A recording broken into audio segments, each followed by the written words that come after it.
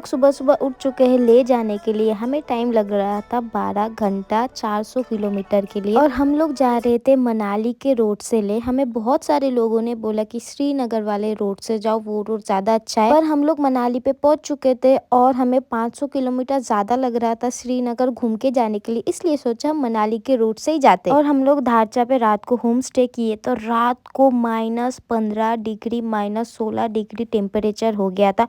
बहुत ही ज़्यादा ठंडा हो गया था। इन भैया के होटल पे रुके थे तो मैं इनको यही बोल रही कि आप एक कपड़ों में इतना ठंडे में कैसे हो, हम लोग 3-3 4-4 कपड़े में है फिर भी हमें ठंडा लग रहा है। तो भैया तो यही बोलते कि हमें आदत हो चुकी है, हम मटन खाते तो हमको गर्म लगता है। मैंने भी बोल दिया सही है। फिर हम लोग निकल गए सुबह सुबह ले के लिए और इस वाले रोड से हम पहले भी लद्दाख गए, इसलिए हम फिर से इसी रोड को चुने ताकि ये अच्छा हो। पर इस टाइम जब गए रोड थोड़ा सा खराब था और एक भी दुकान या फिर कोई इंसान या फिर जानवर कुछ भी नहीं था, क्योंकि ये ऑफ सीजन है नवंबर और दिसंबर, इसलिए कोई भी दुकान या कुछ भी नहीं है। तो धीरे धीरे थोड़ा सा परेशान हो रहे थे और फिर थोड़ी आगे जाने के बाद ही मुझे दिखा फ्रोजन लेक।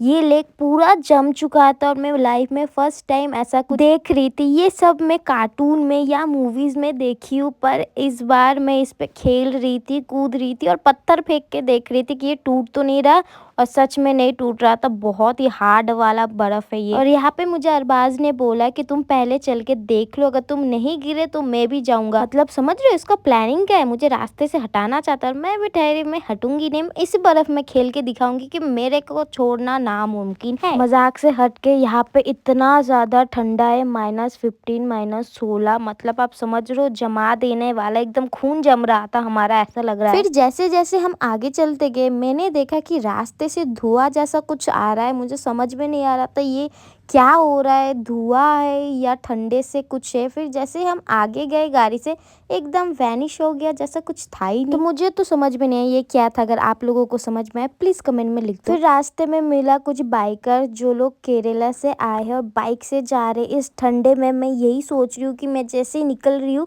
मैं जम जा रही हूँ, ये लोग बाइक से कैसे जा रहे हैं। और यहाँ पे देखो बॉर्डर पे आर्मी लोगों ने पानी रखा था बोतल पे, ये जम चुका है। तो ये आर्मी लोग यही बोलते हैं 6 बजे के बाद आप कुछ भी रख दो बाहर सब कुछ जम जाता है। पर मुझे क्या, मुझे इस बात की कोई फिक्र है क्या, नहीं है।